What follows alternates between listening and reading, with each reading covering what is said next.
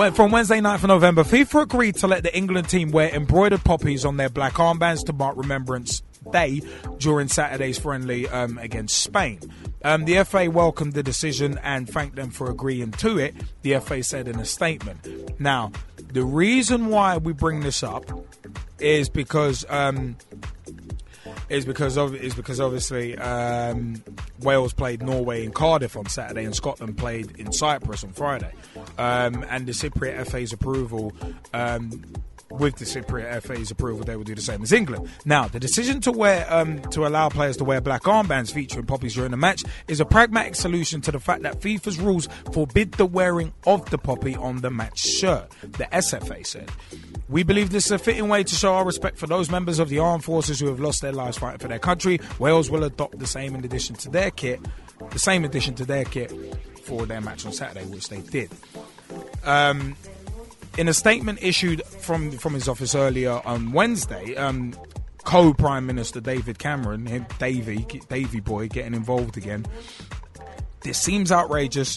The idea that wearing a poppy to remember those who have given their lives for our freedom is a political act is absurd. Wearing a poppy is an act of huge respect and national pride, and he was hoping at the time that the FA will reconsider. We posted up on the Pitch Talk Facebook and Twitter pages that because of pressure from a prince, the FA backed down. Now, as much as I have written nothing but the utmost respect, and as part of the grassroots segment, I'll probably mention it again, but we held a minute's silence before our amateur league match for the Ibis, and at the end of the day, FIFA bending on their own rules. As much as I said, as much as I respect those who gave their lives, FIFA have actually made a huge gaffe by giving England the special dispensation, England, Scotland and Wales, the special dispensation to wear poppies on their armbands. Because I first thought to myself, well, okay, it's Remembrance Day, let it roll. But then you look at FIFA's rules, you can't, I think it's something like you can't wear any sort of political, religious, or, oh God, I can't remember what the last word was, kind of ornament, for lack of a better term, on your shirt. Now, my thought on it is a case of FIFA really should have stuck to their guns and enforced their own rules, because now everyone could come out of the woodwork and start saying, "Oh, you let England do it, so we should be allowed to do it too." In the 20s, you could have not the 20s, in like the turn of the century, you could have had the Nazis saying, "Oh yeah, we should be allowed to wear swastikas to remember our dead from the First World War." Because you let England do it with the poppies. It's exactly the same sort of thing. It kind of sets a dangerous precedent, and FIFA backing down very much sets a dangerous precedent, because they're supposed to be the authority in football.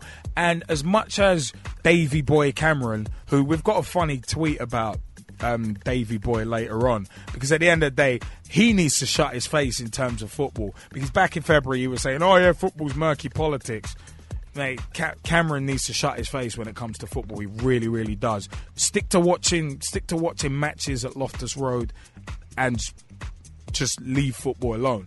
But it's a case of, I could see where England, us as a nation, would have a point in saying, yeah, we should be allowed to wear them, but FIFA do have their rules and statutes in place that say you obviously can't do that. So it's kind of a weird one. But as I said, FIFA really did drop the ball, and they've opened themselves up to a very, very dangerous precedent by going back on what they originally said. And it looks even more like they've got egg on their face, because it took a prince to come out and say, "Oh yeah, this, that, and the other." Because at the end of the day, the poppies thing, the First World War, and Second World War as well. Whether anyone wants to deny it or not, that is political. So, in theory, indirectly almost, the poppy is somewhat of a political symbol. Through osmosis, really. But, guys, what do you reckon of this? And twitter.com/pitch talk and facebook.com/pitch talk. Pitch talk 1 07535804466. We would love to know your views on this because it's been a hot topic. But, guys, before we move on, what you got? Just to jump in quickly here, man. I'm in total agreement with you. I think it's definitely setting a dangerous precedent. But it's just one of those things. You look on FIFA and the actions of how they went about it. One, why did it circulate in the press for so long? You know, that this should have been something they should have sorted out so quickly. They should have been squashed. It should have either been squashed or they should have either just agreed or had a contingency plan anyway, because they knew this day was coming. There must have been some sort of talking in the background from England, the players, the actual, FA itself talking to FIFA on the sidelines about this situation, because it comes every year. It comes around every year. But another thing that I will say is the fact that the Prince and the some call him the Prime Minister, but I don't see him as much of a Prime Minister getting involved. Didn't Nigeria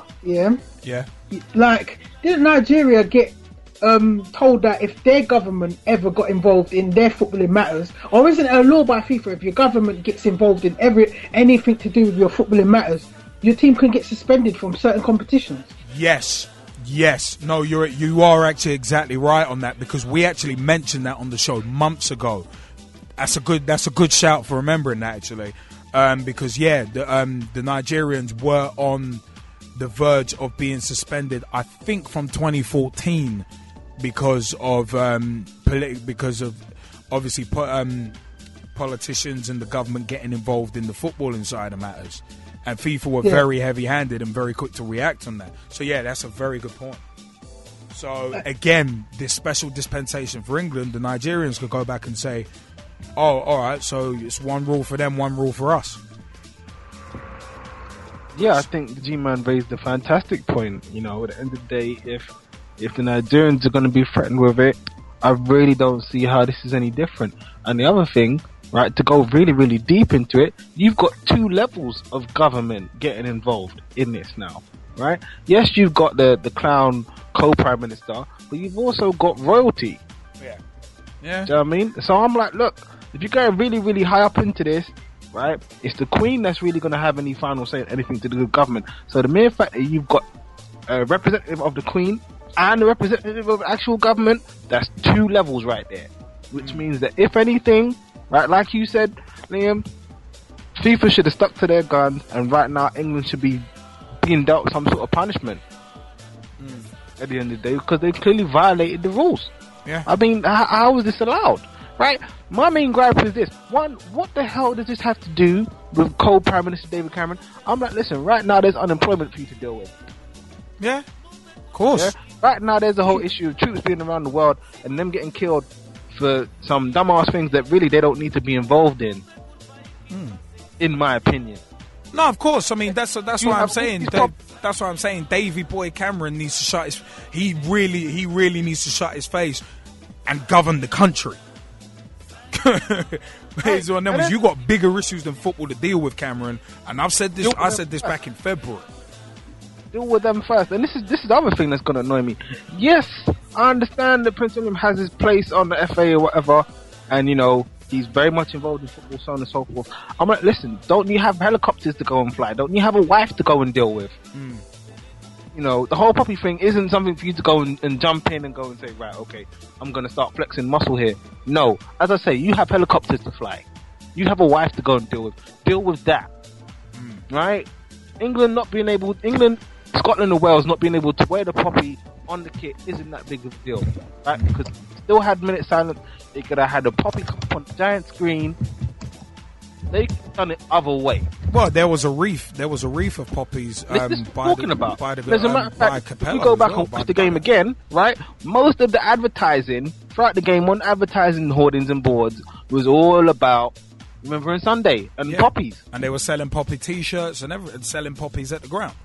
So this is what I'm saying. I'm like, really? What was the big huff and the puff about not being able to have a Poppy on the kit when everything else to do with the games was about Poppies? Yeah. True point. True. Maybe I'm being disrespectful. And you know what? I want the fans on Facebook, I want the fans on Twitter, I want the fans listening live right now, the fans that are following us on Skype and all the rest of it, to get back at me on this. But for me personally, I feel that there was already so much being done that there was no need for David Cameron to get involved, no need for Prince William to flex his muscle, and no need for there to be all this hoopla about whether or not England can wear Poppies. Because as you said, it sets a dangerous precedent. It really does. Because all that's going to do now is just go and say, well, look, England did it, so now we're going to do it. And if you don't like it, there's not really much else you can do because you've already allowed England to do it.